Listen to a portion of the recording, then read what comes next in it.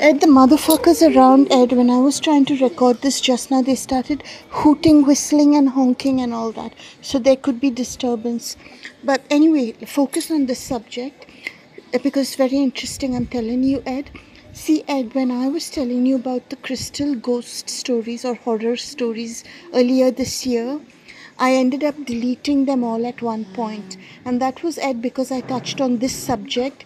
And this subject is one, Ed, that's been like dangerous to my life, literally.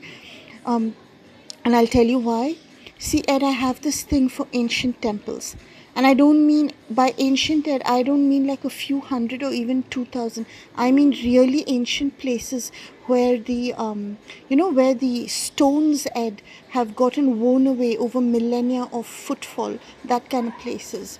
Now, Ed, these ancient temples, and I'm referring, Ed, to these very ancient ones, which are all over South Asia, where I am. And I'm not going to take the names of any specific places for my safety. But these places, Ed, they once upon a time might have been for other purposes, Ed. But in our times, Ed, what they are reduced to, Ed, is basically they have a fossil. They have either a body or two bodies or such, Ed, of a living being, and that is either buried there or in the astral trapped there. And what they have, Ed, is a static energy field, which is basically, Ed, an energy field that has never gotten demagnetized. It's in that magnetism, Ed. Whenever they buried that person, Ed, that energy field that was there, they preserved it, Ed, by using the particular frequencies.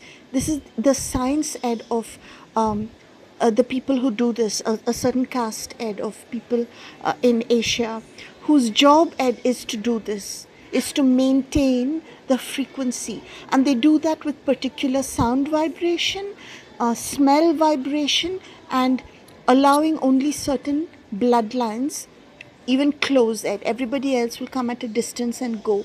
And very often, Ed, they don't even show to the public the real inner chamber or the real original statue. They have like a complete facade in front. So, and I used to go to these places, and because they're ancient, it's not just about the whole central deity or whatever. There's a lot of beauty, and oh my God, the energy is beautiful, Ed. And it's where, Ed, I could feel humans for the first time in my life, Ed. Other than my dad and granddad, Ed, I felt humanity in these places, Ed. So I was like addicted, I just want to go and be in that atmosphere of humanity, the heart beating, the love, that art and that sculpture. Oh my God, there is nothing like it, Ed.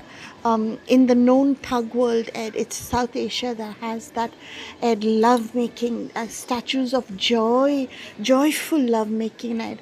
My God, my life changed. Anyhow, Ed, so I used to go to these ancient temples, and a time came, Ed, when after the birth of Gabriel, when we were fleeing from place to place, Ed, we went through like 16, 17 places very quickly because we couldn't stay anywhere. And one of the reasons, Ed, why we couldn't stay anywhere was this. Now, Ed, we used to go into these places, and Ed, there are always, in these places, there are people watching the astral field. Because I'm telling you, this is an old science to maintain the frequency.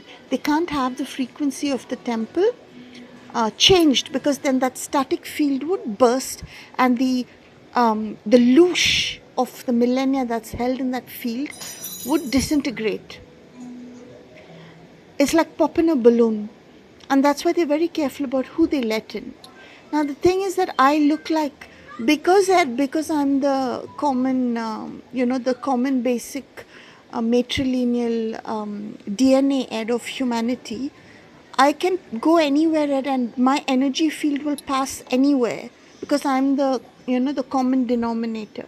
So very often, Ed, like they wouldn't know that I'm somebody they shouldn't allow in, and neither did I know. I don't go there now anymore, Ed, but I didn't know at the time. So I used to go, and I used to go with Gabriel, Ed's little baby. And Ed, as we left, as we were leaving the campus, the premises, the complex, the temple complex, as we were going out, Ed, the deity, Ed, or the person who was there would walk out with us. And this was often visible to the watchers who they would keep, the psychic watchers. And it usually, Ed, they could not process that this was happening because it was so unfucking believable that such a thing could happen, because we're talking like 30,000, 40,000 years these places have been holding that particular energy.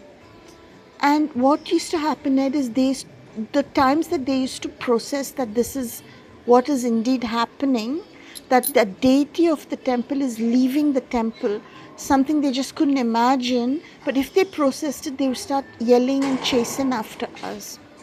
And then we would have to flee that place because they would be just hounding us, throwing themselves in front of moving taxis and autos to stop our movement, that kind of thing. Because they have the concept, Ed, of living human beings coming in and breaking static fields. I'll tell you why. Because, Ed, the ancestor of a bloodline, Ed, can anytime come in and have authority over the house of a person. For example, Ed, like if my granddad comes into my house, it's his house. You know what I mean? He's the authority in the house because he's my ancestor. Everything I own, everything I am is from him. He's the authority over me. So when a living human being goes into one of these places, that soul is the ancestor of whichever humanity or human or living being is fossilized there. So what happens there is that living being's consciousness gets imposed on that field, pops the old static and makes it a fresh field. And in that, Ed, they lose the entire collection of millennia of magnetism that they have collected, their magnetic force, which they are living off like suckers. So, Ed, here's the deal. They used to chase after us, and that's one of the reasons, Ed, that we had to flee so many times. Now, the thing I want to tell you and why I'm making this video is I was always wondering why this happened. Like, was it some kind of karmic destiny thing that we had to come here and we had to go to those places and cause this to happen, like what happened?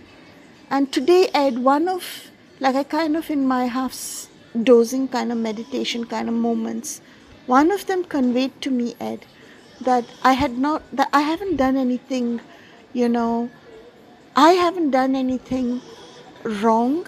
I haven't done anything, what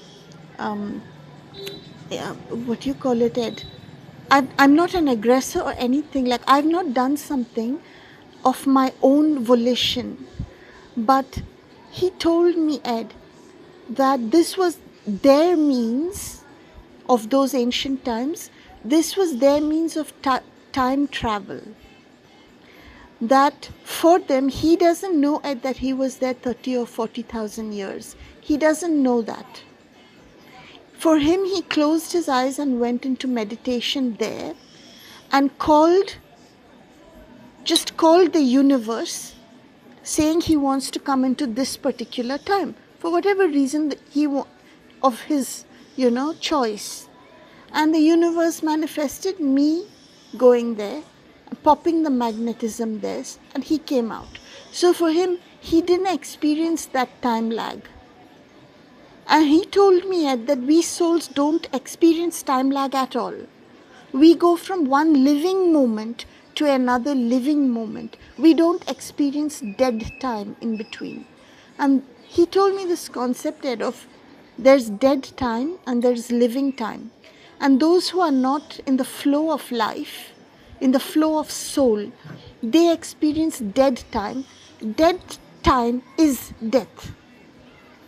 So all of these soulless entities, they are in dead time and they are in death. And those who are of soul, who are alive, are in living time. And this is a very critical difference, Ed, in the actual cell structure of us versus them. Now, the hospitals are like, all human beings have the same. No, no, no. The dead time humans have a different cell structure. They are essentially degenerating, and all medicine for them is about slowing the degeneration. But you can't break out of degeneration when you're soulless. Whereas for a living being, the only two states are manifestation and pause. That's it. These are the living being is either paused or the living being is manifesting forward. That's it. So every time, Ed, when we experience discomfort or illness, it's because we are paused for whatever reason. And I'm not saying there's anything bad about it. A person might pause to digest a thought. A person might pause for a certain moment to do a certain thing, because the place and the location and frequency they're in is good for that thing. So there's paused and there's manifestation. These are the two states of the living being. And he told me that he closed his eyes in that time and he opened his eyes 1 second later in this time, and he wanted to come into this time. And Ed, he showed me that at any given time there are souls constantly coming in via all these different methods, Ed. This is magic. This is the magic of the living world that we living beings are living in. The thug world doesn't tell us, because they are in the dead world, in the dead time, in the death frequency. So they don't know this, but we are in the living world. That's what I wanted to tell you, Ed.